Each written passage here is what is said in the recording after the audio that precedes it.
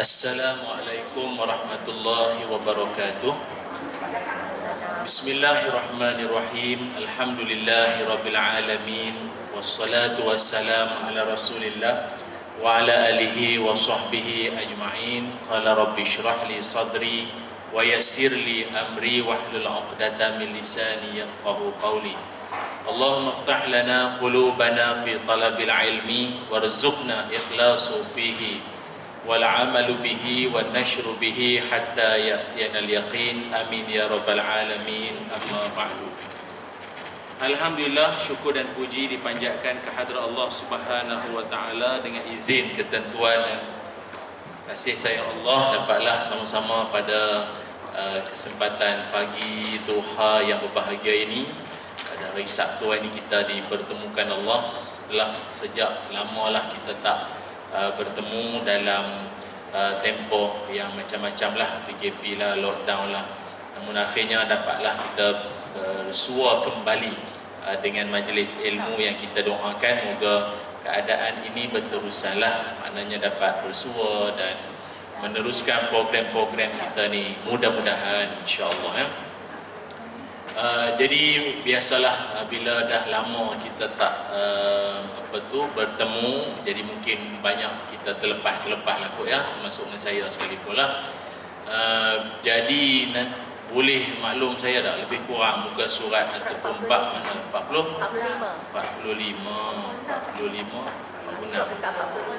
tajuknya bersangka baik, betul lah? Betul. Tentang bersangka baik. Kenapa bersangka baik? Oh ya. Oh sini. Okey. Majid session 13 di Shah Alam itu dah lepas dah tajuk ni. Oh, sebuah perpuasan. Okey, baik. Bismillahirrahmanirrahim. Tak apalah yang ada buku tak apa, tak ada buku tak apa. Kita yang pentingnya konten dia tu, pengisian itu ya. Muka surat 46 dalam bab bersangka baik. Bismillahirrahmanirrahim. Setiap manusia pasti mengharapkan ketenangan. Maka mereka akan mencari ketenangan itu dengan pelbagai cara yang berbeza. Ada orang mencari ketenangan dengan melihat alam. Tengok batu-batuan, hatinya menjadi tenang. Tengok ikan berenang-renang, hatinya pun menjadi damai. Dan setengah ulama menyebutkan kenapa tengok sahaja alam ini boleh menjadi tenang. Jawapan dia adalah kerana yusabbihu lillahi ma fis samawati wa ma fil ardh. Kata Allah, telah bertasbihlah segala yang ada di bumi dan segala yang ada di langit. Maka kalau dah segala di bumi, segala di langit pun bertasbih, tu yang dia jadi tenang tu. Kita tengok tu jadi tenang. Batu berzikir, haiwan semua berzikir tu, cuma kita lah tak faham bahasa dia. Kita tak faham. Allah Ta'ala sendiri sebut kalian semua tak faham bahasa binatang ni, sedang dia tu sebenarnya dia sedang berzikir. Kita tak pernah dengar lah kucing tu subhanallah, kucing subhanallah tiba pula. Cuma dulu adalah dekat India, dulu dekat ada satu zoo tu, singa tu Allah, tak tahulah kebetulan ke memang dia nak sebut ke apa. Tapi memang ramailah masa tu insaf lah. Tapi majid tak datang jugalah. Harap kerimau, harap singa tu dibunyi ya. Kemudian seterusnya, begitu juga ada orang cukup dengan mendengar desiran air di pantai ataupun mendengar air mengalir di bukit, hatinya menjadi tenang. Sebab apa tenang? Semua makhluk itu bertasbih pada Allah SWT. Dan tahukah kita bahawa setiap yang berada di langit dan di bumi itu bertasbih kepadanya. Ada orang mencari ketenangan dengan datang ke masjid. Sebagaimana Ibnu Mas'ud radhiyallahu anhu memberikan satu nasihat. Ibnu Mas'ud ditanya oleh satu orang laki-laki tentang hatinya yang tak tenteram, hati dia tak tenang. Lalu Ibnu Mas'ud pun memberikan satu pesanan untuk hati yang gundah gulana, tak tenteram, tak tenang. Kata dia, carilah hatimu dalam 3 keadaan. Pertama, carilah hatimu ketika kamu mendengar Al-Quran. Sama ada tu imam baca, YouTube baca, qari'ah baca.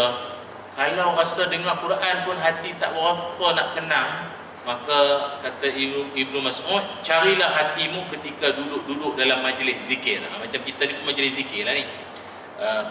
Majlis mengingat ataupun berpesan-pesan ni.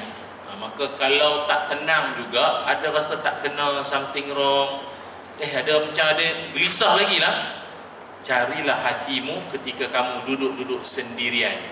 Maknanya duduk seorang-seorang bermunajat, bukannya tidur. Maknanya duduk bermunajat seorang-seorang tu, mungkinlah akan datangnya ketenangan. Apa orang sekarang panggil me time. Me time.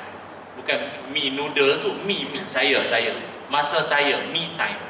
Sebab tu sekarang ni kalau dalam banyak-banyak perkongsian pun antara yang saya sebutkan kepada para suami, kita cubalah cari masa bagi isteri kita ni dia punya me time. Ya, dia nak pergi main bowling dengan kawan-kawan dia ke apa, dia nak bersantai-santai, anak main sini abang jaga. Try buat tu tengok. Tak apalah nanti kuliah maghrib perdana nanti dengan muslimin kita cakap benda tu kan. Tapi dia orang mesti mencebik bibir, me time dah bantai tidur nak me time lagi kan. Itulah orang lelaki, tak berubah, tak siapa tak lelaki kat sini. Jadi dia orang perempuan dia macam tu, dia kena ada me time, bagi dia terapi sekejap, jalan tenang-tenang. Dia bersilat dengan anak-anak dah ni, jadi dia ada masa dia nakkan tenang-tenang sekejap, pergi sogu, air, bagilah. Tak beli pun, tak beli. Tengok syok, tengok orang gelagat orang, itu cukup kan. Itu je pun, me time. Tapi lagi bagus yang tikah dalam masjid lagi bagus lah. Lagi bagus lah. Kan tadi sikit skala manusia kan, dia nakkan kelainan. Muka surat sebelah. Kalau kita dapat simpulkan, ketiga-tiga keadaan ini seperti yang dikatakan Ibnu Mas'ud, di mana boleh kita dapat ketiga-tiga tadi itu? Dengar Quran, hati ataupun duduk dalam majlis zikir dan duduk sendirian. Jawapannya tak lain tak bukan di mana?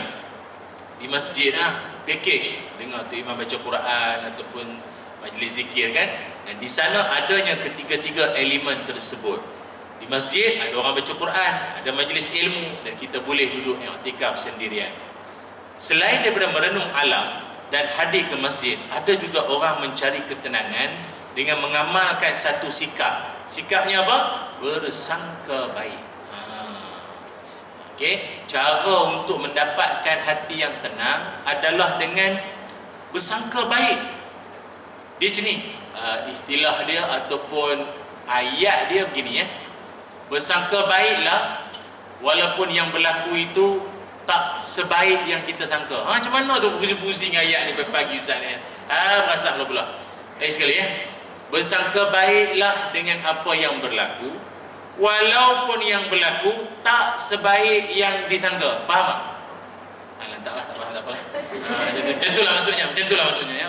Maksudnya kita kadang-kadang kita sangka baik tu, tahap kita sangka baik tu tak adalah sebaik yang berlaku tu, yang kita sangka. Tapi demi untuk tak mau nak serabut, tak nak.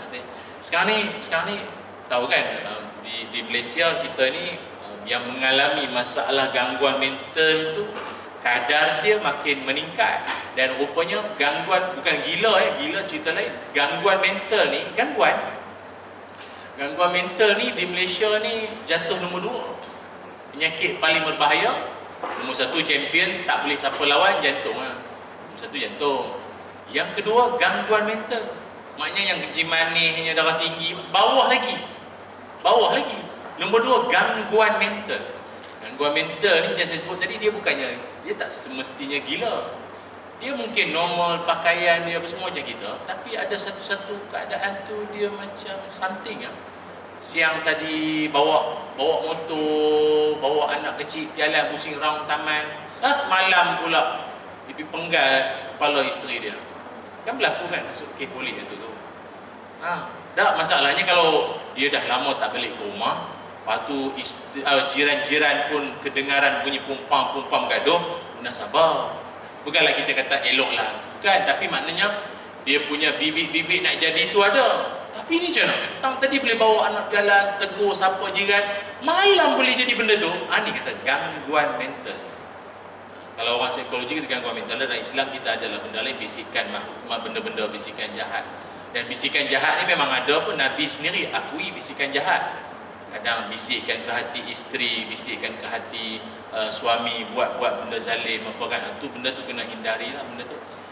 Macam dulu kan, ingat tak ada kes seorang jemaah di Masjid Negara, dia tampar tu imam. Dulu ya, dia tampar tu imam main jemaat. Itu orang tanya lelaki tu, dan dia pun bukan orang Melayu lah, orang luar. Dia tampar tu imam. Betul orang tangkap tanya dia pasal tu, dia kata dia terdengar bisikan. So bisikan ni bukannya orang kata apa, pandai-pandai tak ada jawapan, kata bisikan. Memang diakui, memang ada. Maka oleh sebab itu benda ni kena hati-hati lah. Sebab itu ya. Boleh jadi sebab Nabi sendiri sebut bisikan ni ada dua. Bisikan ada dua. Pertama, bisikan daripada malaikat. Maknanya kita keluar pada surau, na'udzubillah lah, selipar hilang. Geram pula aku time aku pakai yang lawa hilang pula. Aku pakai yang buruk tak ada pula nak hilang. Masa hilang tu kita terdetik rasa nak ambil yang orang. Takkan balik jalan kaki mesti nak ambil yang orang. Masa nak ambil yang orang tu dia terdetik dalam hati, kau ni dah lah balik dengan kuliah. Tak patut tu kau ni mengajar anak, jangan curi, kau curi. Astaghfirullahaladzim. Bisikan malaikat. Dia ada kecenderungan yang tak payah ada orang datang bisik keliling, dia ada sendiri ada rasa. Tapi kalau yang satu lagi namanya bisikan syaitan. Tak faham lah kalau bisikan syaitan, semua yang menjurus ke arah yang jahat-jahat lah. Kau cerai je bini kau tu, kau tinggal je laki kau tu, kau kan lawa, banyak lagi nakkan kau. Yang ex kau dulu pun tak nikah lagi sampai sekarang, aku cari tengok. Dia bagi idea. Itu bisikan syaitan jahat. Itu jahat. Maka salah satu cara untuk bagi kita hati kita jadi tenang ni, bersangka baik cukuplah. Walaupun saya nak tegaskanlah di sini ya. Sangka baik ni bukan maknanya dah memang terang-terang jahat, kau bersangka baik tu janganlah. Kita tahu jiran kita ni ibu tunggal. Masuk pula bayar abang karpet nilai 3 mana itu masuk Pakistan ni masuk. Dia masuk tu Zohor. Lepas isyak baru keluar dari rumah jiran kita. Jadi kita sangka dia orang ni belajar tajwid. Masalahnya kau ni memang masuk air kalau macam tu. Dah. Macam mana? Kalau yang datang tu mungkin siapa-siapa, anak buah dia, anak rakan dia datang dari Kuantan. Lain cerita. Memanglah lelaki tapi anak buah dia ke apa yang munasabah lah keluarga. Ini orang faham tak? Sangka baik ni bukanlah sampai macam tu. Itu maaflah, itu bodoh namanya. Bukan sangka baik, itu bodoh dah tu. Benda kau dah tahu benda tu lagi mau ni pula kan. Tapi kalau yang namanya sangka baik ini adalah benda yang boleh jadi. Faham tak? Benda yang boleh jadi macam ni, boleh jadi macam ni. Maka ambil jalan tengah, sangka baik je lah. Kalau tidak, kau lagi jadi tension nanti hidup. Boleh ya? Faham ya? Okey, kita sambung. Kemudian ingat, Allah Subhanahu wa taala menjadikan kita manusia di atas muka bumi ini dengan pelbagai ragam. Firman Allah Subhanahu wa taala dalam surah Al-Hujurat ayat yang ke-13. Allah sebut apa? Wahai umat manusia, sungguhnya kami telah menciptakan kamu dari laki-laki dan perempuan, dan kami menjadikan kamu ini berbangsa-bangsa, bersuku puak, supaya kamu berkenal-kenalan dan beramah mesra antara kamu. Sungguhnya yang paling mulia di kalangan kamu ini di sisi Allah adalah orang yang paling bertakwa di antara kamu. Maknanya daripada ayat ini Allah nak mengajarkan, bila kita di sekeliling kita ada pelbagai latar belakang, apa kata orang, daripada rantau negeri berbeza, macam-macam bangsa, jadi sikit sebanyak mempengaruhi perangai. Jadi bila duduk dalam bermasyarakat, sikit sebanyak kita akan ada yang kita tak selesa. Contoh apa pasal orang Kelantan macam ni apa pasal orang Kedah mulut dia macam tu apa pasal orang Melaka kalau dah lama tak jumpa dia menyapa macam tu Contoh faham tak? Ini pentingnya sangka baik. Tu yang Allah Ta'ala kata, kami jadikan kamu ini syu'uban wa qabaila lita'arafu. Kami jadikan kamu ini daripada berbangsa-bangsa suku macam-macam ni, tujuannya ta'aruf. Ta'aruf ni berkenal-kenalan. Kau kena tahu, maaf. Macam saya orang Kedah, wallet kami panggil kopek. Kopek. Kedah panggil kopek. Dompet. Mak saya panggil kopek. Benda tu tempat simpan duit lah. Cuba kopek tu dibawa ke Kelantan. Apa ustaz yang surau cakap kopek? Suka hati lah, Kedah kami cakap gitu. Siap ceramah dalam majlis sebut kopek. Allah, kan ada ni tabung-tabung gerak tu. Allah tinggal kopek pula. Macam mana kopek boleh tinggal? Orang Kelantan faham Jadi bila kita kena, oh dia orang Kedah lah. Okey lah. Orang Kedah Utara panggil pelam, buah pelam. Maka perkataan pelam tak disebut di Kelantan. Dia jadi pauh. Kalau pelam disebut di Kelantan, dia jadi buah lain. Makai ikan, pelam, jadi buah tu. Jadi lain bunyi dia. Jadi kita berkenal-kenalan dengan tujuan kita bersangka baik. Oh patutlah. Dia orang Perak. Orang Perak. Benda ular kan. Ular. Jadi ular. Ular apa? Aku ingat dia cakap apa ular. Orang Perak macam tu. Itu sebutan ular yang paling betul sekali, tepat sebutan dia. Negeri mana? Ular. Negeri mana sebut? Kelantan. Kalau Kedah tak boleh pakai ular. Perak jadi ular. Melaka jadi ulau. Kelantan ular. Kelantan ular. Ular.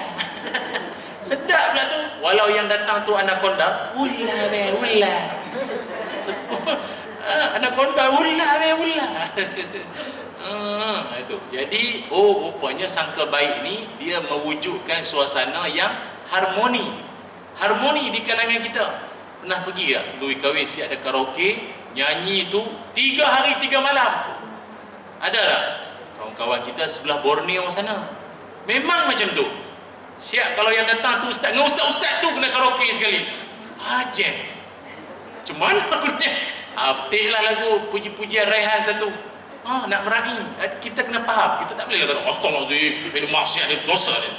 Nak berkat jadi laknat. Jangan. Itu relax. Dia dah turun-temurun macam tu. Raih, sangka baik, dakwah dalam masa yang sama. Itu je lah. Ada satu majlis tu minta saya karaoke. Macam mana?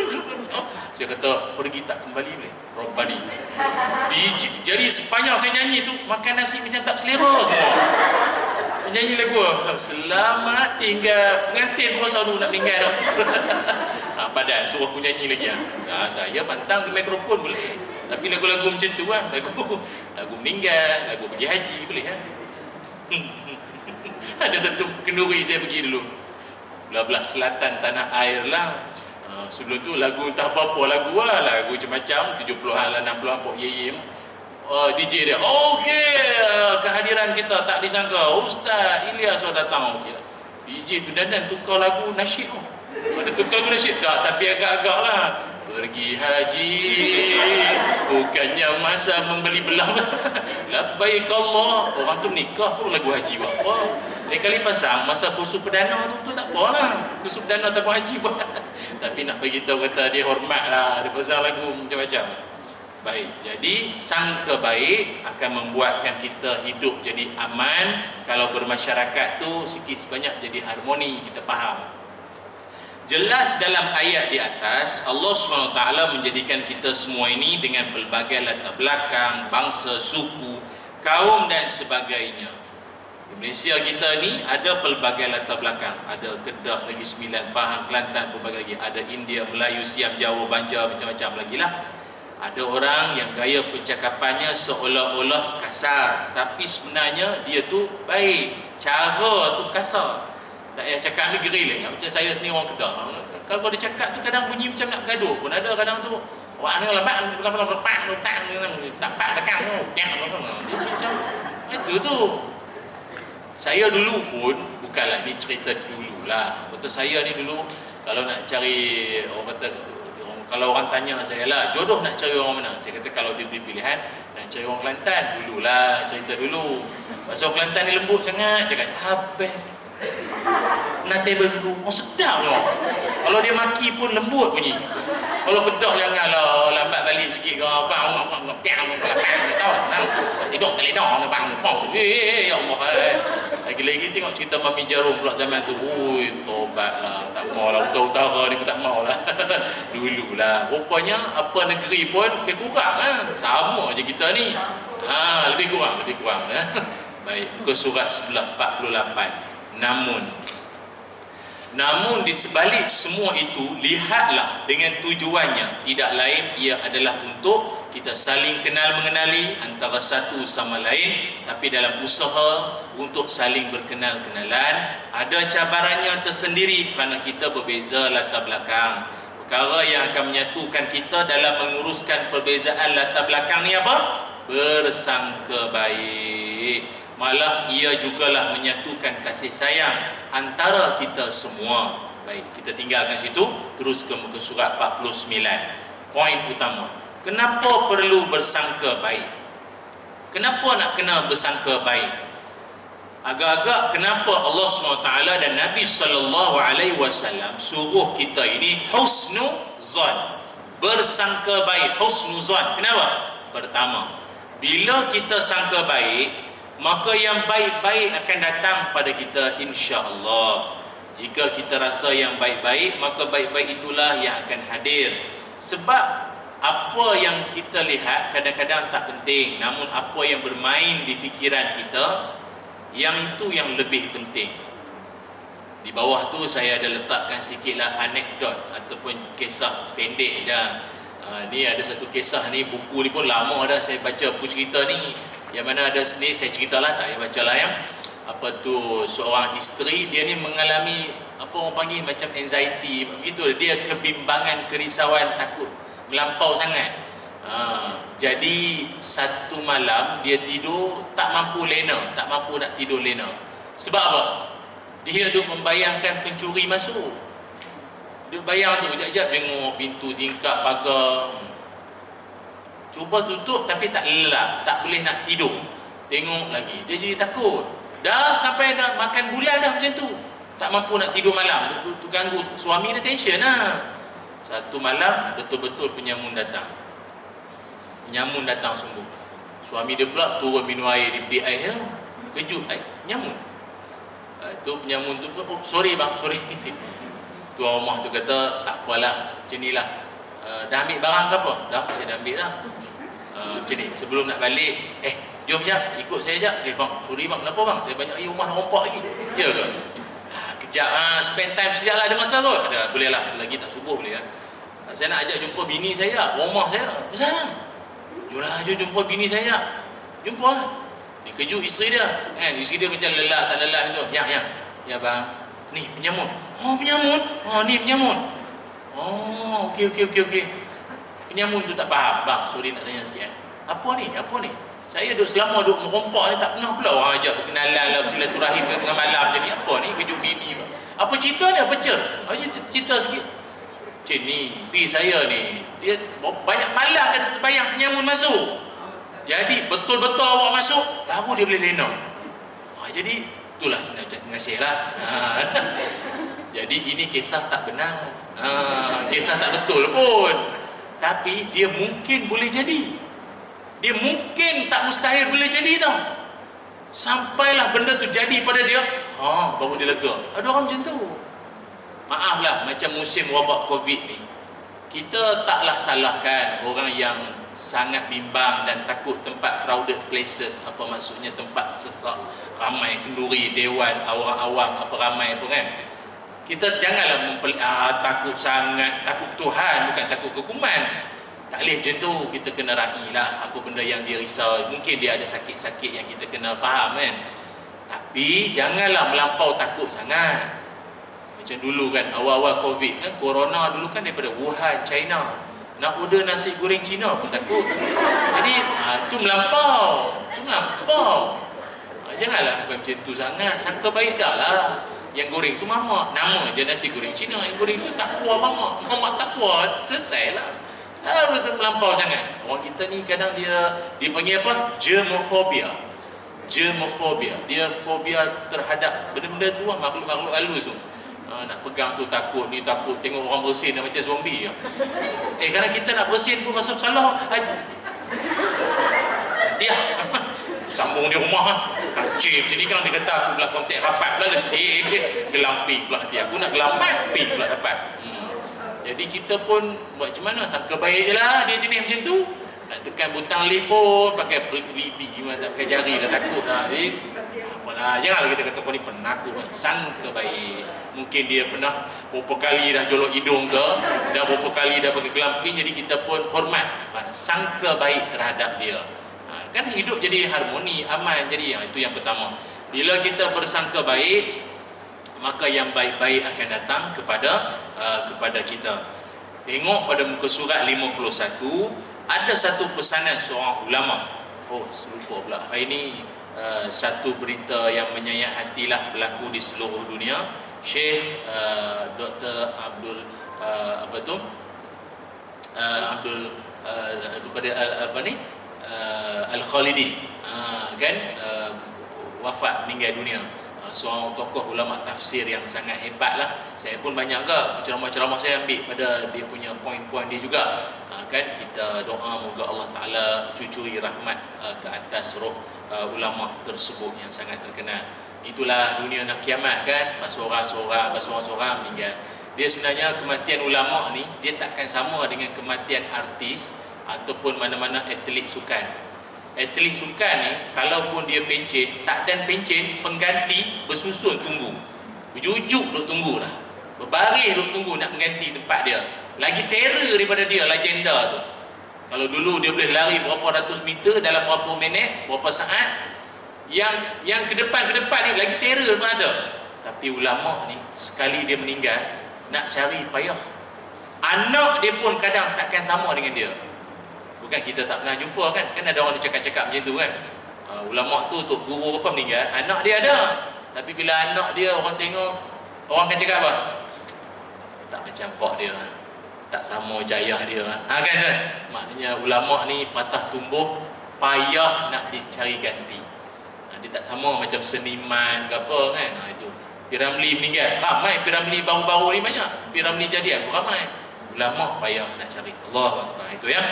Okey, kembali sambung. Sebagaimana seorang ulama hebat, Syekh Abdul Qadir Jailani menasihati bahawa jika kamu bertemu dengan anak kecil, maka sangka baiklah, anggaplah mereka ini belum memiliki dosa. Nak banding dengan kita ini banyak bergelumang dengan dosa. Kalau kamu bertemu dengan orang tua, anggaplah dia orang ni banyak pengalaman amalan, banyak. Banding dengan kita ni belum tentu umur sempat sampai ke tak umur-umur macam tu. Itu kadang kalau kita jumpa orang-orang lama ni, orang berumur, orang apa orang panggil, orang berpengalaman ya, otai-otai ni, kita kena hormat. Pasal apa? Dia pernah muda. Kita kalau yang muda-muda ni belum tentu sempat umur dia tu. Tak apalah saya cakap ni, maknya lamsam lah, kira semua muda lah ni ya. Anggap when you feel young, then you young. Itu je lah, feel yang cukup. Lagi apa? Dan kalau kamu bertemu dengan orang jahil, anggaplah dia lebih baik daripada kamu. Sebab apa? Kurang-kurang dia tak tahu benda tu. Habis kita tahu benda tu, kata pergi buat apa? Dia tak apalah, dia terlepas lah sebab dia tak tahu. Ni kita yang tahu ni. Jadi maka Syekh Abdul Qadir Al-Jailani nak mengajarkan pada kita bahawa kalau macam ni lah sikap kita, jumpa anak kecil sangka baik, jumpa orang orang otai-otai ni sangka baik. Jadi hormat semua orang lah. Kita akan hormat semua orang dan bersangka baik dengan semua orang. Cuma isu yang berlaku pada hari ini adalah bila hilangnya rasa hormat. Kita ni dengan guru-guru dulu hormat sungguh kan? Hormat sungguh. Saya ingat kalau tok-tok guru kampung dulu, orang kampung hadiah macam-macam. Hormat sungguh. Sekarang tok-tok guru kita pantang keluarkan pendapat, pandangan ke fatwa, kena hentam balik, dimakinya mufti ke ustaz-ustaz, ulama-ulama, habis kena. Tak ada hormat. Sebab tu makin lama dunia nak kiamat, ilmu banyak, ilmu ni istilahnya bersepah, internet, type lah apa hukum, semua ada. Tapi nak cari ilmu yang berkat, bagaikan tak ada. Orang tak faham, beza ke ilmu dalam internet, ilmu yang banyak-banyak sekarang ni dengan ilmu yang berkat? Lain. Ilmu yang berkat walau sikit menjadi. Anak ke siapa ke, dia dapat ilmu tu sikit je, tapi penghayatan dia tu jadi baik, jadi soleh. Sekarang ni banyak orang menuntut ilmu banyak, tapi perangai entah macam mana. Nak berdebat dengan ustaz-ustaz, jadi apa ni? Bagi ruang bertanya soalan, dia tanya, dia nak condemn kita. Sampai di hujungnya seolah dia nak kata, ustaz kena banyak baca lagi lah. Ustaz kena banyak baca lagi. Sorry nak cakap. Ustaz kena banyak baca lagi. Nama sajalah ustaz, tapi you banyak kena baca lagi ya. Dia start UI habis jam. Memang kita dah pernah jumpa orang macam tu. Maaf lah, memang tak berkat ilmu macam tu. Walaupun setinggi mana sekalipun. Itu anak-anak kita ni Maaflah kalaupun dia belajarnya taklah tahapnya tinggi sangat, memadailah ilmu yang ada pada dia tu berkat. Sayang mak ayah dia, cium tangan, hormat, tanya khabar. Padahal dia tu tak adalah tinggi sangat belajar, tapi akhlak tu ada. Itulah buah-buah daripada ilmu. Kan kadang orang kata belajar tinggi-tinggi pun perangai tak apa, tak jadi juga, tak apa berkat juga tu. Banyaklah jenis macam tu. Baik, yang kedua, apa lebih bagusnya kalau kita ini bersikap sangka baik? Yang kedua, muka surat 52, melalui sangka baik sebenarnya kita dapat mengelakkan daripada dosa fitnah dan mengumpat. Sebagaimana Allah Subhanahu wa taala tegaskan dalam surah Al-Hujurat ayat yang ke-12 yang bermaksud, wahai orang-orang beriman, jauhkanlah kebanyakan dari sangkaan supaya kamu tidak menyangka sangkaan yang dilarang, kerana sungguhnya sebahagian dari sangkaan itu adalah dosa. Inna ba'daz zanni ithmun. Dan janganlah kamu mengintip, mencari-cari kesalahan dan keaiban orang. Apa bahasa sekarang? Stalker. Stok orang tu, cari-cari dia ni belajar mana? Oh, cerai, patutlah. Oh, niaga tak laku. Faham tak? Dia duk stok orang, nak ambil tahu dia ni siapa, pasal apa. Tapi kalau dia pengurusi majlis, nak tahu siapa penceramah, nak tanya depan-depan segan, dia pergi tengok Facebook. Oh, mandi sungai ke ustaz ni? Contoh. Itu taklah stok. Ini macam dia mencari-cari keaiban, dia mengintip-ngintip benda-benda yang dia nak jadi modal, bahan, nak membahan balik orang tu. Tu tak boleh lah. Oh, dia ni dulu pernah fail. Oh, ambil lesen 5 kali teruknya. Semuanya gagal di bukit. Patutlah duduk Bukit Mahkota. Contohlah kan. Itu. Adakah seseorang kata Allah Taala lagi, dan janganlah setengah kamu mengumpat setengahnya yang lain. Adakah seorang daripada kamu suka makan daging saudaranya yang telah mati? Itulah sampailah ke hujung ayatnya. Maka daripada ayat ini Allah SWT mengajarkan dengan bersangka baik, mengelakkan kita daripada dosa memfitnah dan mengumpat orang. Maaflah ya, macam banjir hari itu. Bila banyaknya di kalangan kita menghulurkan sumbangan, bantuan, macam-macam lah. Kalau yang pack foodnya apa, macam-macam lah. Tak terlepas jugalah mulut-mulut orang yang mengatakan apa? Nak menunjuklah tu, buat mokcek besar-besar kat 3 depa, mokcek besar. Sumbangan 15,000 untuk mangsa banjir. Yalah, menunjuklah tu. Sangka baiklah. Tujuan dia bagi sumbangan terang-terangan itu untuk memancing orang lain, syarikat-syarikat korporat yang jauh lebih kaya. Marilah tolong, kami ni enterprise je pun. Enterprise dan anak beranak ini kami ni. Bukannya sendian berhad, bukannya corporation yang besar-besar, syarikat besar-besar tu. Pun bagi sumbangan 15,000. Tak kalah. Jadi tujuan dia apa? Sangka baik. Janganlah mudah sangat sangka. Dia tak faham lah kadang. Ada orang bila dia berumah tangga, dia kahwin saja, kahwin dengan orang tu. Nak harta lah tu. Nak harta kawan tu lah tu. Tak pun dia menikah dengan orang yang famous, terkenal.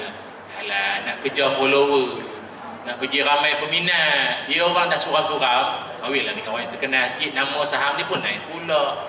Ini sangka buruk. Pasal apa cakap macam tu? Maaflah, ada satu lagi situasi yang lagi tak syok. Macam hari tu kan ada Ustaz Kazim lah kan. Ustaz Kazim kan, dia kan ialah macam-macam lah sakit dia kena. Dan dia pun bagi tahulah, kata bahawa dia tu kena pelik sangat. Sampai dah keluar kaca, buntah keluar pelik-pelik ni macam mana? Dia pun pelik lah. Pergi ke hospital, doktor sendiri pun kata, ulang-alik ni bukan kata sekali jumpa bayar RM1 ke ni, betul. Tak, memang jumpa pakar ni. Doktor sendiri pun cadang untuk alternatif benda lain lah. Benda ni pelik sangat ni, benda-benda jenis ni. Jadi dia katalah berkemungkinan tak terlepas daripada sihir. Dah bantai ada pula orang lain kata, ustaz kita sikit-sikit sihir. Doktor entah jumpa ke tak. Tak, sekarang ni kau pernah tak berkawan dengan Ustaz Kazim tu? Kau pernah tak duduk di pondok dia? Okeylah, duduk di pondok. Bersembang tak dengan dia? Pernah tak semeja makan dengan dia? Lepas tu buat kata-kata Ustaz Kazim ni nak famous lah tu, kena sihir. Habis dia lah orang yang paling ramai peminat, lepas tu kena sihir. Tak baik lah cakap macam tu. Memang tak elok. Kawan tu dah cerita, dia mengaku dia tu dah sangka baik dah lah. Nak panjang-panjang kata kawan tu macam-macam lagi lah ya manusia ni kan. Maka dengan bersangka baik, apa tadi yang kedua? Mengelakkan kita dari dosa fitnah. Dosa fitnah. Mana tahu kan kok ada jiran-jiran kita biasa tegur okey je. Dah sekali yang jiran lama tak apa, ni jiran-jiran baru pindah ke apa kan. Kita pun baru nak menyapa dia, sihat ke Muhammad, dia pun dia buat macam tu, dia reply kita macam tu. Jangan jawab tak jawab ya. Dalam hati kita, menyesal aku tegur, tahu macam ni tak tegur, kita nak silaturahim, nak ukhuwah dengan dia, dia macam tu lah. Rupanya dia ada ulcer. 3 ulcer, lidah, pipi dengan lelangit. Bermata ikan banyak. Patutlah dia macam nak cakap tak cakap, pedih. Bagi pun jela lah, betul ya. Sial kat dia. Sangka baik dah lah, tak sihat kot. Saya itu ada sekali tu, ada orang rupanya ada sekali dulu ni cerita sebelum Covid lah, ceramah di satu negeri tu. Habis ceramah berkerumun orang nak gambar, minta sign lah, apa. Jadi kita pun tengok jam juga, pasal habis situ saya ada tempat lain pula. Jadi adalah pembantu saya kata, maaf ya Ustaz nak tempat lain pula. Ni yang mana yang ni last yang ni last lah. Orang kita mana ada last. Dia kata, Ustaz saya lah. Dia yang last, orang lain tak last lagi. Bukan last untuk semua jadi kita pun layan lah. Lepas tu adalah seorang tu kata, sibuk nak jadi artis, lepas tu tak mau melayan orang. Wah, sibuk nak jadi artis. Dah tu baru lepas dengan ceramah tu, mulut macam tu. Kau tak dengar ceramah, aku tak tahu lah mulut apa. Ayat tu ya Allah, sangka baiklah Ustaz ni dia ada jadual dia. Ini pun mujur, boleh tak bagi ruang masa sembang, tanya-tanya apa itu ini. Kadang kita habis tu balik. Janganlah macam tu, sangka baik. Mungkin dia sibuk ke, atau mungkin hari tu dia tak berasa nak jumpa orang ke, mungkin dia tak sihat, atau mungkin dia ada kontak-kontak apa, dia tak mau dekat-dekat dengan orang. Sangka baik dah lah. Kan hati menjadi tenang, elak daripada fitnah. Tu yang kedua. Kemudian kita langkah ke muka surat yang ke-55. Muka surat yang ke-55. Kenapa kita diajar supaya bersangka baik? Yang ketiganya adalah kerana sangka baik mesti diiringi dengan sikap berhati-hati. Apa maksudnya? Dalam masa kita sangka baik dengan orang lain, hendaklah cermat dalam tindakan. Maksudnya jangan mudah percayakan, memberikan 100% kepercayaan, dan kena ada sikap berhati-hati, jangan sampai kena tipu atau dikhianati. Tu maksudnya. Mungkin kita dulu dah pernah kena tipu dengan orang yang sama. Dah lepas tu marilah Ramadan, malam Lailatul Qadar, tobat nasuha awal Muharram, dia pun nampak nangis-nangis apa tu, dia pun kembali buat perangai lama, nak pinjam balik duit kita lah. Dan kita pun sangka baiklah kot, dia dah niat. Tak boleh. Orang Islam, orang beriman takkan jatuh lubang yang sama 2 kali kan? Sekali kita dah kena, ingat. Dah kena scam sekali, ingat. Mungkin lain kali kena ada agreement kot, buat perjanjian lah. Jadi kalau falsafah hidup saya, mana-mana jenis suka nak meminjam, saya bagi je. Saya tak bagi pinjam, saya bagi je. Bukan jumlah yang dia nak. Bengkok kawan. Nak pinjam 3,000, tak payah pinjam, bagi 3,000. Bengkok. Maksudnya kalau dia nak pinjam 3,000 tu, sama ada 300 ke 30 tu kita bagilah.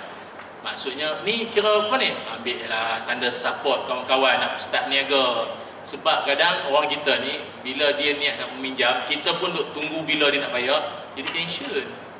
Jadi maaf, dia nak 3,000 tak dapat, tapi ini bagi, saya bagi. Daripada tak bagi langsung, bagilah sikit kan, buat isi borang SSM pun sikit lah, ambil lah kan. Itu kalau tidak, jadi lagi tension. Namun kena berhati-hati. Macam saya sendiri kan, kita ni terlibat dengan beberapa perniagaan. Jadi dilantik pula jadi duta, jadi jurucakap. Agreement penting, perjanjian penting, supaya orang tak exploit kita. Dulu-dulu kita kan kawan. Syekh, buat ada satu produk lah, boleh ni sekut, ambil gambar, pegang, senyum, buat terbaik, boleh? Boleh? Kita pun kena jujur lah. Biskut tu sebiji pun kita tak rasa, tiba nak kata terbaik, biskut paling sedap. Itu munafik namanya, menipu. Oh, pandai ceramah ke orang, ini fulus punya pasal, kau telan. Tak boleh.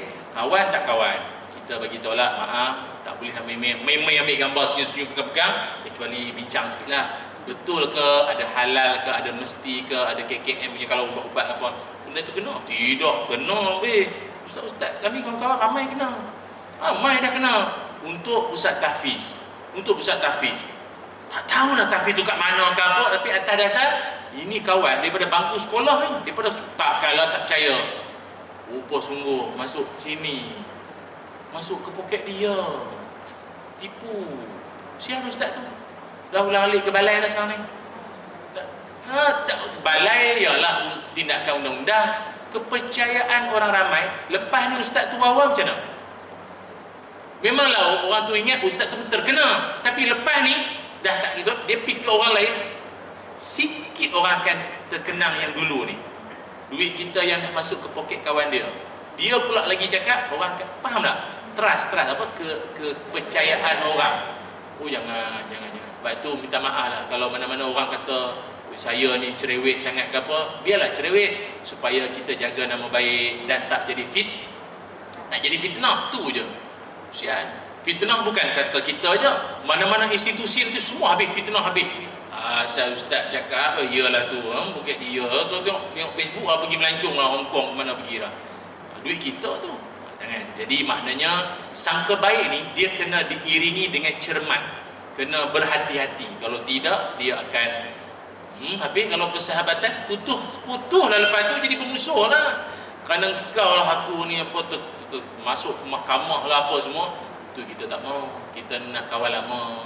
Lepas tu saya kalau dengan kawan-kawan, kita straight sikit, walaupun ala tu payah, kita beritahu sebab kawan lah kita nak kena ni, kita nak kawan lama ni. Itu yang ketiga ya. Saya ingat ibu-ibu ajah-ajah pun banyak pengalaman kan yang macam tu kan. Kena hati-hati kita ni supaya tidak mudah atas dasar tolong, tapi disebabkan tolong itulah kita kena berhati-hati. Yang seterusnya, yang ke muka surat 56 ya, muka surat 56. Ada 5 keadaan di mana kita ni diajar supaya kena bersangka baik. Pada 5 keadaan ini, apa dia yang 5 keadaan kita kena bersangka baik? Kalau tadi apa kelebihan ataupun faedah hanya kita bersangka baik, 3 tadi. Ingat tak apa dia? Pertama tadi bang? Dia tanya kita pula, ustaz yang ceramah sudahlah, dia tanya kita pula. Dia tengok balik, lupa dah nanti. Yang pertama supaya bila bersangka baik, yang baik-baik tu akan datang pada kita, insya-Allah hati menjadi tenang. Yang kedua, dengan bersangka baik jadi apa? Mengelak daripada dosa fitnah dan mengumpat. Dan yang ketiga, dengan bersangka baik, apa dia? Bersangka baik juga diiring dengan berhati-hati, cermat. Itulah faedahnya di sebalik sangka baik. Okey, sekarang ni pula 5 keadaan yang kita kena bersangka baik macam mana sekalipun. Pertama sekali, apa dia tu? Jemaah semua, pertama bersangka baik apa? Ya, pertama sekali kita diajar bersangka baik dengan Allah Subhanahu wa taala. Macam mana yang kata bersangka baik dengan Allah? Termasuklah kita redha dengan setiap ketentuannya. Kita yakin setiap ketentuannya adalah yang paling baik untuk kita. Dan Allah Subhanahu wa taala pun ada berfirman dalam Quran surah Al-Baqarah ayat 216, wa asa an takrahu syai'an wa huwa khairul lakum. Boleh jadi kamu benci satu perkara padahal perkara itu baik bagi kamu. Boleh jadi kamu suka satu perkara padahal ia buruk bagi kamu. Allah juga yang maha mengetahui. Mungkin ada setengah orang dia rasa macam aduh sedih dapat suami macam ni, lama kelamaan berapa kali ni berseri ni. Untung enggak aku dapat suami macam tu. Dia lama-lama baru datang. Masa hari nikah lu muncul pilihan mak. Laki tu pula jenis rajin pergi masjid, ayah memang highly recommended. Nah, nikah dia hidup tu. Kita nanti aduh muka dalam macam tu. Muka dalam macam tu, hidung macam tu. Alah, cakap pula kadang pelat. Dah abah nak kan, reda kan, macam mana pula nikah je lah. Nikah je lah pun 3, 4, 5 orang. Jelah kan. Lepas tu dah lama kita temuilah, alhamdulillah kahwin dengan dia, jodoh dengan dia ni rupanya membawa ke sini. Macam tu kan. Ramai kawan-kawan kita pun ramai dulu cinta dengan orang lain, dah lama-lama ni syukur alhamdulillah menikah dengan dia ni, adalah di sebaliknya itu. Betul tak ajar-ajar semua apa nak anggur tu macam ada cerita lain ya. Jadi maknanya sangka baik dengan Allah dengan tiap ketentuan dia, macam saya dulu biasalah mak ayah mana-mana nak anak dia kerja government, kerja kerajaan. Saya pun sama lah, suruh isi borang Jeko. Tu saya pun dah mak suruh isi je lah, tapi jauh dalam sudut hati ni nak ke lain. Lah bincang baik-baik lah, orang tua ni kena bincang tu je. Kadang dia bukannya apa, dia takut kita fikir tak panjang, balik cerita, explain. Dia tak payahlah PowerPoint, slide semua, itu nak bentang meeting sangat. Dia cerita orang tua-tua sembang-sembang kan, sambil makan nasi. Sebenarnya nak macam ni, nak buka syarikat, buat program training, dakwah, TV, semua macam ni lah. Ayah pun kata, sampai bila boleh buat apa ni? Ceritalah ni, insya-Allah itu kalau jadi macam ni adalah backup sikit apa. Teranglah kat dia, gaji pertama bagi sikit kat dia. Okey ya. Lama kelamaan barulah orang tua kita nampak ada apa tu hikmah di sebalik pilihan dia tu. Tapi kalau yang kerja kerajaan janganlah sedih, habis kami ni tak ada hikmah lah. Ada hikmahnya kan. Tak adalah macam kalau orang PKP kan, taklah terjejah sangat, taklah apa gaji bulan. Lagi seronok work from home, seronok gaji on. Orang kerja sendiri ni menggagau, mula menggaru dah. Ini ada setiap yang berlaku ini ada hikmah yang Allah Ta'ala telah tentukan yang terbaik untuk kita semua. Sebab itu dalam salah satu untuk kita nak dimakbulkan doa oleh Allah Ta'ala, Nabi sebut la yustajabu du'a min qalbin ghafil lahin. Nabi kata takkan diterima doa daripada hati yang lalai dan tak yakin. Maknanya dalam pada berdoa ni dia kena ada yakin. Kita doa macam-macam minta kat ustaz, ya Allah bila aku ni bahagia, tapi jauh dalam sudut hati tu bahagia apa, baru malam gaduh. Dalam tengah doa dia ada singgahan yang tak berapa nak yakin, faham tak? Tak boleh, dia tak boleh tu. Dia kena bulat tekad masa doa tu. Ya Allah, jadikanlah anak aku soleh, penyejuk mata, penenang hati. Yakin. Walaupun malam tadi dia bergaduh dengan dia, kes tutup TV. Kan? Dia nak tengok cerita ke, dia nak main game lagi, handphone kita ambil, bergaduh dengan dia. Tapi, yalah, kalau nak soleh-soleh lah, ya Allah, pulang lah, ikut lah. Sahabat, soleh tak apa. Banyak lagi mah. Ajar-ajar dia tu, dia doa dia kena betul-betul. Wa antum muqinuna bil ijabah. Masa doa tu kena yakin sungguh macam betul-betul dapat lah tu. Itu macam tu kena buat. Dan Allah Ta'ala Maha Adil. Kadang kita minta itu tak dapat. Bukannya tak dapat, Tuhan bagi lebih daripada yang kita harapkan. Kawan kita kan ada setengah doa supaya dapat suami soleh. Bukan sekadar soleh, janggut panjang tak tu. Contohlah kawan siapa tu kan, elok janggut sereka lagi kan. Allah Ta'ala Maha Adil lah kan. Doa-doa siapa dah kalau kaya pula tu baik pula tu. Tok Mahdi tu baik sungguh, dia tu membaik sungguh, anak yang baik, dia sayang mak dia tu, dia jaga mak dia sungguh, jangan main-main. Dia lama baik dengan kita tu, macam adik-beradik lah tu. Yang kedua yang janggut panjang tu tak ada dalam buku ni Itu saya kejadian baru terjadi lah tu, tak ada dalam buku ni. Nota tambahan, pulang lah nak tulis tu. Yang kedua, pertama tadi sangka baik dengan Allah. Yang kedua, sangka ini penting. Ini penting. Ni kalau ada anak-anak ni bagus ni dalam majlis ni. Sangka baik dengan ibu ayah. Sangka baik dengan ibu ayah. Walaupun kadang-kadang kata-kata ibu dan ayah ini kita rasa agak janggal, agak pelik. Muka surat sebelah ya, 58. Permintaan orang tua kita kadang-kala tidak masuk di akal. Namun tetaplah sangka baik dengan mereka. Terimalah dengan melihat kepada faktor usia mereka. Kadang-kadang mereka ini memang sikap orang dah berusia membuatkan kita rasa janggal. Layalah mereka dengan kasih sayang. Kadang-kadang mereka bukan mahu permintaan itu dipenuhi. Sebaliknya apa yang mereka mahukan adalah perhatian daripada anak-anak. Sangka baiklah dengan mereka, disebabkan mereka lah kita dapat apa yang kita hajati. Pada hari ini, menjaga mereka dengan kasih sayang juga adalah satu jihad. Ni itu kita nak pesankan pada anak-anak. Bila siapa-siapa pula yang semua kita yang ada di sini pun, kita akan menganjak usia yang dah berumur. Dalam kita tak sedar, anak-anak kita ni pun dia kena faham. Orang tuanya dah sampai satu umur yang kita pun kadang, kenapa mak tak macam dulu? Ayat-ayat tu biasanya akan keluar. Kenapa ayah tak macam dulu? Dulu ayah kalau cakap ni okey je, kalau lama tak balik pun okey je. Sekarang ni asyik kan. Lepas tu permintaannya pelik-pelik. Tengah malam minta koneto. Mak pula minta teh tarik boba. Tak padang macam mana? Minta teh tarik boba pula tu. Aduh, nak bubble hitam tu banyak lebih ekstra. Ya Allah, mana hak boleh buat je lah. Mana tak boleh buat, layankan sajalah. Mak, jangan mak. Jenuh tazkirah dengan mak kita ni, payah. Dia payah cakap lebih-lebih kan, sedih hati pula dalam PKP.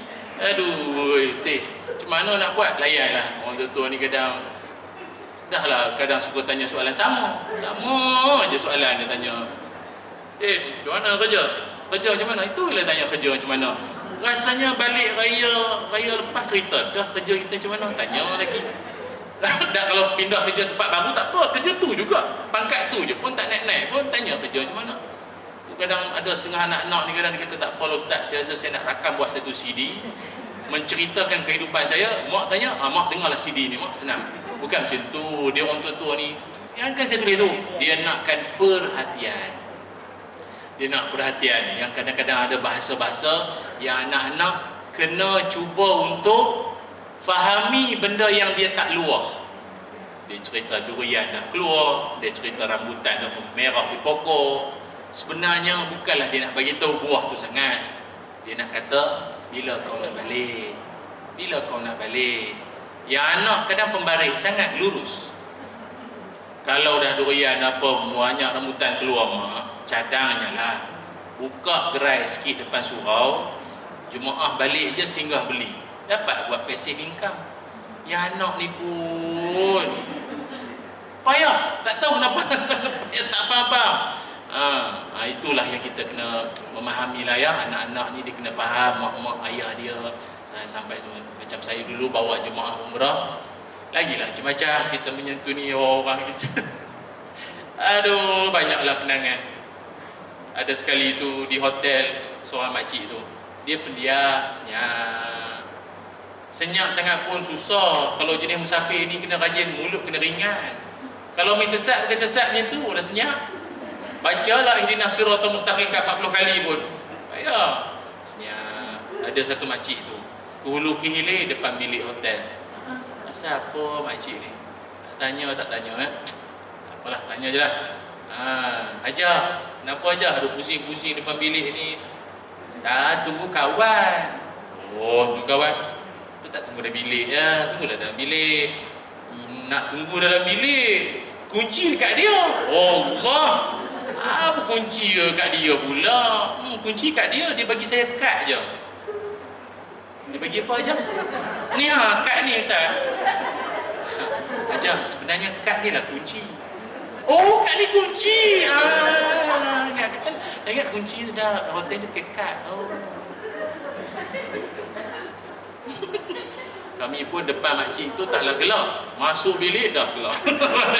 Takut dia kecil hati ya Allah, ada juga banyak tak, kesian ada orang lama kan. Orang lama. Tapi macam itulah, layanlah. Janganlah kita pula terlalu nak mengambil hati sangat. Kadang-kadang itinerary kita tak sama dengan apa yang berlaku. Ikut Arab lah, driver ni kadang dia nak ke sana dulu ajak pergi Bukit Uhud dulu dah, nak pergi ladang kurma pula dulu ah. Ustaz, apa nak kata janji lain? Kata dia benar, sabar lah macam ni. Aku minum air zam-zam lagi, jampi sikit pun tahu. Sabar aja. Arab ni kata kita pergi ni dulu baru pergi sini, sebab dia kata sana tengah crowded, orang ramai sangat. Tengah ramai gambung lah apa, kita pergi ladang kurma dulu, boleh? Boleh lah Ustaz, tapi jangan lain kali jangan ubah-ubah lagi ya. Sabar ajalah ya Allah. Dia seronok, kita layan saja, jangan ambil hati. Jangan ambil hati. Banyak orang cepat ambil hati. Nak seronok sembang dengan ni, orang yang duduk di pusat jagaan nursing home, rumah pusat jagaan orang tua-tua. Syuk dia orang tu, ya Allah, panggil ayah dengan mak kan. Ayah nak tukar pamper. Seronok layan. Saya pernah sekali dulu dijemput ceramah. Saya pun tak faham lah yang pengusaha tu pun. Dia panggil saya ceramah dengan orang tua-tua tu. Apa tajuk? Apa bagi saya satu tajuk yang sesuai dengan dia orang ni. Dah kalau duduk macam ni sihat walafiat ni okey. Atas kursi pun tak apa, kira sihat lagi. Dah, yang duduk mendengar tu baring semua. Baring. Wire keluar masuk. Ni yang hidung, yang tepuk sini. Apa tajuk? Nak tajuk apa? Kejayaan hari esok. Jaya apa dah dapat wire dah. Nak cerita apa ni? Saya pun tak tahu. Dia kata Ustaz, bagilah Ustaz sejam je ni. 20 minit pun lama dah rasa. Cerita je lah nikmat syurga, biar rasa semangat nak tinggal sikit. Itu lah. Macam mana? Baring semua dekat pucung rumah tu, rumah orang tua tu. Rupanya dia orang ni nak kita kan, bagi kita gelak-gelak, dia happy-happy je. Dia dengan anak-anak jauh, kita macam anak lah datang buat bagi dia seronok-seronok. Saya, tapi itulah, kita nak bagi dia seronok, kita buat kelakar, tak gelak pun. Nak gelak apa, wire dah banyak ni. Yang gelak tu, yang jaga-jaga tu, yang adik-adik anak-anak yang jaga-jaga tu, dia orang gelak. Bantai lah Ustaz, menggembirakan. Kan nanti di syurga jumpa nanti. Ustaz datang dulu, ingat kami tak boleh dengar. Mana tahu dituntut balik akhirat nanti, mana tahu. Itu yang kedua. Yang ketiga, kita diajar supaya dalam hidup ini kalau nak bahagia, maka bersangka baiklah dengan pasangan. Dalam hidup kita akan merasa tenang bila kita sangka baik dengan pasangan kita sendiri. Ada kalanya pasangan kita ni terlewat keluar pejabat, sedangkan kita lama tunggu dia di luar. Ni kalau situasi orang bekerja lah kan, kita rasa nak marah dalam kereta tu, kita hanya diam je. Macam tu kan suami-suami ni, kadang dia ambil isteri dia tu di tempat, isteri cikgu pula, dah bantai petang tu jugalah pengetua nak meeting pula jenis panjang, keluar pada minit mesyuarat pun banyak, lama. Suami dah tunggu dah kereta dah angin dah. Isteri pula jalan lenggang dengan tak ada apa maaf pun tak ada. Duduk suami senyap. Sepanjang jalan tu diam tu, dia serius senyap. Sikit lagi nak sampai ke apa, isteri tu cuik sikit lah. Sunyi nampak hari ni? Dia petik lah. Suami duk tahan tadi lagi. Memang sunyi. 4:30 saya dah tunggu, 6 suku baru keluar. Pengetua dengan saya, mana lagi awak kena hormat? Panjang cerita. Sekarang ni awak nak cakap pasal hormat lah. Okey. Yang mangkuk cawan dalam singki tu, yang basuh siang malam siapa? Nak cakap pasal hormat lah. Awak hormat tak saya? Awak tahu tak, hal-hal rumah tu lelaki patut. Saya tak tertulis pun dalam tanggungjawab isteri tau. Saya hormat awak. Takkan jadi baik berhenti tepi. Tunggu wrestling pula tepi jalan. Ayalah, happy sudahlah. Kan benda kecil lah, jangan gaduh-gaduh lah. Sangka baik sudah. Sangka baik lah pasangan kita ni. Nak hidup lama tu je. Sangka baik. Dia sebab dalam hidup Nabi SAW, kita pun sama lah ya, lalu duduk dengar kuliah-kuliah ni, satu rumusan dapat kita buat, Nabi ni dia kuat sangka baik tu je. Kalau tak kena sangka baik, rumah tangga goncang habis. Kadang-kadang pernah satu malam Sayyidatina Aisyah, Nabi ni nak lelap dah, tiba-tiba Nabi bangun, pelan-pelan buka pintu, tutup pelan-pelan, keluar. Aisyah time tu tengah, dia panggil apa, antara nak lelap dengan tak lelap ni panggil apa? Apa? Mamai. Kan mamai. Macam ajar-ajar semualah sekarang ni, macam ni lah ni mamai. Kelipuk-kelipuk mata. sikit. Kadar klip tu dalam 10 saat sekali. Macam ni lah, macam ni. Tak payahlah bagi contoh orang lain, sendiri dah rasa lah. Jadi Aisyah, suami dia keluar. Malam-malam keluar pula. Suami dia pula Nabi, bukan penceramah. Nabi mesti ramai peminat. Malam-malam keluar, mana boleh. Aisyah pun manalah tenang hati, mesti keluar. Memang ikut sungguh. Dia ikut. Dah macam cerita Pendekar Puja Lapuk dengan Cikgu Ros ke apa tu. Jalan sekali Nabi berhenti, dia berhenti. Jalan dia berhenti. Tengok. Rupa Nabi pergi ke mana? Ke kawasan perkuburan. Pergi kubur. Kawasan, lepas tu duduk lama sekejap. Nabi nampak tanda-tanda macam nak U-turn balik. Aisyah kelam kabut. Kantui nanti. Lama-lama buat konon-konon berpura-pura tidur. Nabi sampai-sampai tanya, ke mana tadi? Nabi ni SB dia bukannya orang, malaikat. Mana tadi? Dah tidur tapi dada tercungak-cungak. Macam mana tu? Ini mesti daripada mana tadi? Nabi pun siasat tanya, mana dia? Aisyah pun beritahu Aisyah pun pelik, macam mana boleh tahu ni? Kata Nabi, tadi masa dekat perkuburan Baqi', aku memberi salam pada penghuni kubur semua. Assalamualaikum ya ahlu diyarul mu'minin wa inna insyaallah bikum lahiqun. Cuma malaikat segan. Malaikat perasan kehadiranmu Aisyah. Malaikat perasan, ini ikut. Macam tu. Ada kali. Maka perbincangan dengan malaikat tu jadi tak lama, sekejap je lah. Itu yang aku tahu kau ikut. Itu ceritanya. Maka daripada kejadian ini, satu perkara boleh kita belajar. Boleh atau tidak seorang isteri nak ambil tahu ke mana mengekori suami dia? Boleh tak boleh? Tak apa-apa nak jawab. Boleh ke tak boleh? Boleh, pernah buat? Saya lah tanya Ustaz, cakap boleh dah lah. Pernah pula tanya kita, bang. Okey. Ataupun kamera dalam kereta suami kita tu, kita rewind ke belakang balik. Mana dia pergi? Urut tapak kaki. Patut bau minyak wangi, minyak apa? Minyak urut rumah ni. Boleh tak boleh seorang isteri nak ambil tahu suami dia ke mana-mana? Boleh tak boleh? Memanglah, sebab semua ni muslimat. Apa ada muslimin tengok? Tak boleh, haram. Dan haram. Jawapan dia boleh. Kalau seorang isteri dia nak ambil tahu suami dia pergi mana ke mana, kata lagi si nama si si ke mana Cik So, CS rumah Cik So. Itu janda muda. Cik So mana aku tak tahu lah, bubur je lah, ingat si sini bukan. Kalau perbuatan itu haram dan salah, memang Nabi cakap, Aisyah, kau dilarang ikut aku lagi lain kali. Tak, Nabi tak larang. Nabi tanya je kan, daripada mana tadi? Itu je. Boleh. Satu lagi persoalan, boleh atau tidak seorang isteri ambil tahu apa isi kandungan WhatsApp handphone suami?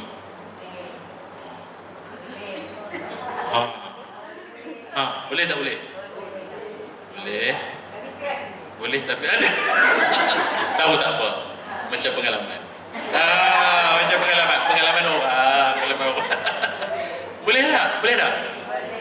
Bukan itu privacy je. Kan macam mana? Kan? Habis kita dengan dia suami isteri, tak mana ada batas aurat dah. Tapi kalau dengan WhatsApp takkan ada batas lagi ya. Boleh, kalau bukan boleh. Ini kalau ada suami-suami ni tak setuju, tak boleh. Itu privacy. Tapi itulah, kalau sendiri tengok, sendiri cari penyakit lah. Itu je lah. Itu yang menyebabkan ramai suami-suami sebelum sampai rumah padam, delete dulu. Mana ustaz tahu ni? Kawan saya cerita, dia buat macam tu. Saya tak buat. Saya tak buat. Bersangka baiklah dengan pasangan, hatimu akan menjadi tenang. Okey, akan menjadi tenang. Itu yang berapa? Yang ketiga. Yang keempat, seterusnya bersangka baik dengan siapa ini? Yang keempat, bersangka baik dengan pekerja bawahan, pembantu rumah. Dalam Islam kita digalakkan untuk sentiasa memberikan kemaafan. Tak kiralah siapa pun, termasuklah mereka yang bekerja di bawah kita, sama ada hamba tak adalah sekarang ni, pembantu rumah, orang gaji, pekerja bawahan, digalakkan untuk memaafkan kesalahan mereka. Kadang-kadang pekerja bawahan ni dia buat silap, biasalah, mereka juga manusia. Namun mereka juga cuba bagi yang terbaik. Maafkanlah mereka. Mungkin mereka terlepas pandang atau tak sengaja melakukan kesilapan. Dalam hadis Nabi SAW pernah ditanya, "Ya Rasulullah, saya punya pembantu rumah ni, pembantu saya, aduh banyak silap dia buat lah. Jadi saya kena maafkan macam mana?" Nabi kata, maafkanlah dia. Tapi berapa kali nak kena maafkan dia? Berapa banyak kali dia buat silap dalam sehari? Nabi kata 70 kali. 70 kali itu bukan dalam sebulan, dalam sehari. Jadi syukur Ustaz, kalau macam tu syok lah dia lepas ni. Bukan. Dia salah, tegur. Tapi hujung mesti maafkan. Maafkanlah dia. Dan ingatkan dia, lain kali jangan ulang benda sama. Begitulah. Tapi dia sebenarnya, orang yang buat silap ni, tanda dia buat kerja. Tanda dia buat kerja. Disebabkan ramai orang takut silap, lalah tak buat. Kalau nanti silap, dia marah. Dia tak payah buat. Lepas tu anak-anak kita, saya nak cerita lebih-lebih pun, ibu-ibu banyak lagi anak besar-besar. Tapi kalau dalam pendidikan keibu bapaan ni, anak-anak ni, kalau dia cuba-cuba nak tolong kita, bagi galakan. Biarlah dia nak tolong, nak menyapu, nak apa-apa. Biarlah, kalau kita nak vacuum, yang dia pun nak vacuum kali. Bertepik kat kita pun, marah jugalah kita ni. Tapi tak apa, sekurang-kurangnya kalau dia silap, bagi tahu bukan macam tu. Dia buat tumpah, suruh dia sendiri yang lapkan balik. Cara lap pula Allah menambah lagi. Tak apa, lain kali macam ni cara dia. Itu tunjuk-tunjuk ni. Takut apa? Anak-anak ni nanti dapur tu jadi tempat alergik. Maknanya dia dah tak mesra dapur lah. Jangan, tambah-tambah perempuan. Jadi dah menikah, tak reti apa nak pegang tu geli, ni geli. Ni tak boleh, tu tak boleh, nugatan ni. Jadi, susah lah macam tu. Dibiasakan. Kalau dia silap, maafkan saja. Itu yang keempat. Yang kelima, husnuzon ataupun bersangka baik dengan jiran, rakan sepejabat. Kata hukama, orang bijak pandai, berilah 70 alasan untuk sangka baik terhadap mereka. Contoh, jiran kita ada satu kenduri. Jiran kiri kanan, depan belakang semua jemput. Kita yang tak panggil. Aku rasa sepatutnya aku ni dipanggil tak panggil. Sangka baiklah. Mungkin tuan rumah bajet, ataupun dia ada, apa kata orang, dia ada peruntukan dia banyak ni saja, sampai rumah ni saja nak panggil semua orang. Letih dia pun KP baru ni, dia pun income tak setara mana kan. Sangka baiklah. Jangan kata tak ajak, ingat dah lah jalan jam sebab dia punya kenduri, tak panggil pun. Jangan kata tu. Sangka baiknya. Ataupun mungkin dia panggil kita, kad tu terbang, dia selit dalam kita punya pagar ke apa ke ni, mai hujan basah hanyut hilang. Kita pula sangkanya tak panggil. Janganlah macam tu. Jadi kita bersangka baik. Jangan sampai dia, sebab kejiranan ni yang tak seronoknya adalah Nabi SAW sebut awwalu khasmaini yaumal qiyamah jarani. Nabi kata kes pertama yang akan dibicarakan di mahkamah akhirat, pergaduhan di antara dua jiran. Dia rasuah, pecah mana, zina, salah laku, kuasa ke apa tu, kes-kes yang kemudian. Kes pertama sekali, kes pergaduhan antara jiran tu yang akan dibicarakan di mahkamah akhirat. Maka kita dalam grup WhatsApp ke, dalam grup apalah sembang tu, selisih faham tu normal, itu biasa. Kalau semuanya siang malam sembang baik, bertakwa belaka, seram juga kita, walaupun kita ahli qaryah masjid takwa. Baik sangatlah. Akak okey tak? Subhanallah, insya-Allah, subhanallah. Akak, saya kurang setuju lah akak. Ya ke? Subhanallah, innalillah. Ya ke? Itu macam mana kak? InsyaAllah, tabarakallah, innal tahiyyatu mubarakatuh salawat tayyibatillah. Bagusnya. Apa tak gaduh langsung? Pelik kan? Gaduh normal. Tapi as a admin ataupun kita sebagai orang yang mungkin dalam grup tu, meredakan keadaan, hujung dia mesti kasih mau settle. Itu je. Sedangkan sahabat-sahabat Nabi pun ada beza pandangan, ada, tapi hujung kesimpulan dia tu, dia moral of the story, dia mesti kena settle sebelum conversation tu berakhir. Kena settle balik baik-baik. Meeting, bincang, mana ada tak gaduh. Gaduh tu normal, biasa. Tapi hujung mesti berbaik-baik kembali. makan. Itu yang kadang kita buatlah jamuan sikit, dia gaduh-gaduh mak makan. Okey, settle. Itu. Kemudian pada kita tengok muka surat yang ke-61. Allahumma salli ala Muhammad. Ini ada satu cerita berkaitan tentang seorang Sultan Murad.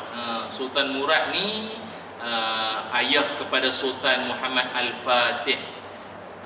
Tak apalah, tak payah baca, saya cerita ya. Sultan Muhammad Al-Fatih ni, iaitu ayah itu Sultan Murad. Sultan Murad ni pernah satu hari dia lalu di satu kawasan, ni masih berkisar tentang sangka baiklah. Dia nampak ada satu sekujur tubuh jenazah lah di tapak timbunan sampah. Agak-agak lah, urus lah, marah, fasik ke, munafik ke, orang tu pun benci, jahat. Janganlah macam tu, uruslah elok. Dilempar tu sampah. Kemudian Sultan Murad ni pun arahkan pegawai dia ambil jenazah tu, kenal pasti, buat pengecaman. Siapa? Oh, Muslim, Islam.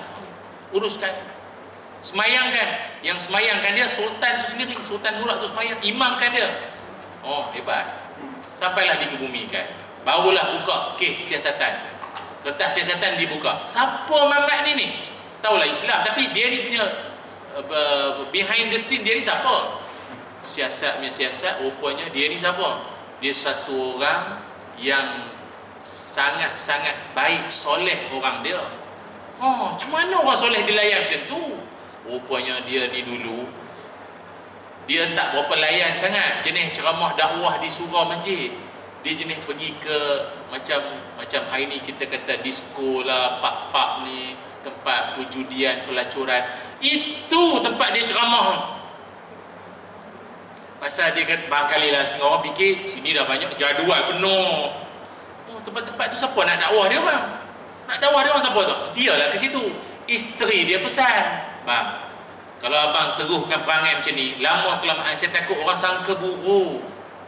Iyalah ceramah, iyalah tu pergi dakwah ke, dia sangkut sekali.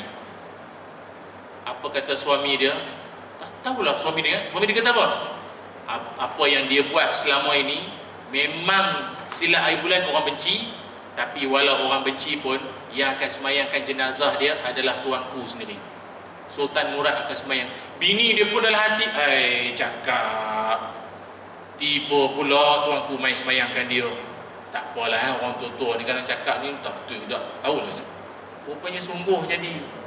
Disebabkan dia macam tu, orang pandang dia duduk pergi tempat-tempat tu, tak adalah pakai jubah apa, pakai biasa aja. Dia pergi tempat macam tu, orang kata dia ni pun melanggan pelacur memang dia kot. Rupanya dia memang pergi, dia berdakwah, siap bagi duit dia orang tu. Yang mana yang arak-arak semua tu, dia nasihatkan apa semua, dia bagi duit, berubahlah, tobatlah. Itu je kerja dia. Tapi orang keliling kelalang ni nampak dia pergi ke pusat tu, bukannya fikir apa yang dia buat dalam tu. Tu akhirnya bila dia meninggal, orang anggap dia pun sama macam orang tua, jahat. Itulah dia. Tapi Allah Ta'ala nak angkat kemuliaan dia, itulah dia. Dia disembahyangkan oleh seorang pemimpin ulung, Sultan Murad, ayah kepada Sultan Al-Fatih. Hebatlah orang macam ni. Tapi itulah, dia orang lain lah. Kalau kita hari ni tiba nampak kawan kita, tanya dia, kau mana Mat? Aku balik daripada Ustaz Urut tadi tu. Buat apa? Ceramah, dakwah dia. Serius lah? Lah. Tapi badan dia bau minyak urut lah. Kau ni ceram, dia dakwah kau, dia dakwah kau ni terbalik lah. Itu dah. Ini lah namanya hidup bersangka baik. Kadang-kadang di sekeliling kita ini ada banyaklah kejadian-kejadian yang boleh mengundang kita untuk bersangka buruk. Pilih untuk bersangka baik, hati kita akan menjadi tenang. Wallahu a'lam. Itulah dia perkongsian kita pada hari ini berkaitan tentang sangka baik. Ke surat yang seterusnya 62 atau 63, jangan bajet bagus, yang menjadi tajuk utama kepada buku ini. Tak sempat lah kot inilah ya, tak sempat lah. Kalau mungkin ada apa-apa yang nak diajukan, yang mampu saya jawab, kita buka lah sikit laluan, silakan kalau ada. Bismillah.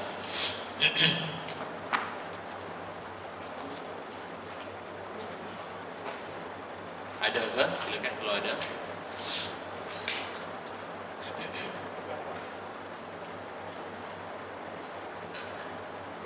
Jadi nampaknya semua bersangka baik ni, ya. Semua memang bersangka baik, disangka baik, dan saya pun bersangka baiklah, semuanya faham, ya. Itu jadi tolong tanda lah ya muka surat, mana tahu kok kalau kok lama lagi nak bertemu kan terlepas pula muka surat mana. Baik, jadi untuk itu marilah kita ambil kesempatan ini untuk sama-sama kita berdoa kepada Allah Subhanahu Wa Taala, yang mana kita berada pada zaman yang cukup mencengkam, fitnah yang sangat dahsyat pada waktu ini, zaman ini, yang saya boleh katakan kita sekarang ni berada dalam bencana sekarang ni. Bencana dengan hujan batunya di Shah Alam baru ni, ribut kuat dekat Cyberjaya, apa MSU apa baru ni, oh dahsyat kena, teruk kena tu, dengan tanah runtuh, banjir lagi, dengan panas melampau, nanti petang hujan lebat, betul tak? Jadi ini semua bencana. Dalam pada bencana itu, bencana yang bersifat tak senonohnya manusia pun bencana juga. Isu rasuahnya, yang laki-laki nak jadi perempuan, perempuan jadi laki-lakinya. Lepas tu banyaklah bencana yang bersifatkan manusia hari ini. Yang paling penting kita doa kepada Allah, Allah selamatkanlah kawasan kita, anak cucu keturunan kita, kan, daripada segala bentuk fitnah akhir zaman ini, insya-Allah. Bismillahirrahmanirrahim. Allahumma salli ala sayyidina Muhammad wa ala ali sayyidina Muhammad. Allahumma inna nas'aluka ilman nafi'a wa rizqan tayyiba wa amalan mutaqabbala. Allahumma aghnina bil ilmi wa zayyinna bil hilmi wa akrimna bit taqwa wa jamilna bil afiyah. Ya Allah, ampunkan dosa kami, ampunkan dosa ibu ayah kami, ampunkan dosa pasangan dan anak-anak kami, ya Allah. Ya Allah, kurniakan kami ilmu yang bermanfaat, rezeki yang baik dan amalan yang diterima. Ya Allah, kami mohon berlindung padamu, ya Allah, daripada sebarang bentuk wabak, bencana, malapetaka yang memudaratkan. Hanya Engkaulah Tuhan yang Maha Kaya, Maha Perkasa, ya Allah. Ya Allah, kurniakan jua kasih sayang dalam hati-hati kami, dalam hidup berjiran. Kurniakanlah kami perpaduan hati dan senantiasa nasihat-menasihat sesama kami, ya Allah. Jauhkanlah persengketaan, permusuhan yang boleh membawa ke arah keburukan, ya Allah. Ya Zal Jalali wal Ikram, kurniakanlah kesihatan buat sahabat-sahabat kami yang sedang diuji dengan keuzuran dan apa jua sakit yang mereka tanggung. Berikanlah mereka penghapusan dosa atas sakit yang mereka lalui, ya Allah. Rabbana atina fid dunya hasanah wa fil akhirati hasanatan wa qina azaban nar. Wa sallallahu ala sayyidina Muhammad walhamdulillahi rabbil alamin. Taqabbalallahu minna wa minkum. Alhamdulillah, terima kasih semua, dan ambil kesempatan mengucapkan selamat berhujung minggu, bercuti panjanglah. Cukup ada yang pergi mana-mana, moga Allah Taala pelihara musafir semuanya, insya-Allah. Aku qauli hadza wa astaghfirullahal azim li wa lakum. Assalamualaikum warahmatullahi wabarakatuh. Wallahu a'lam.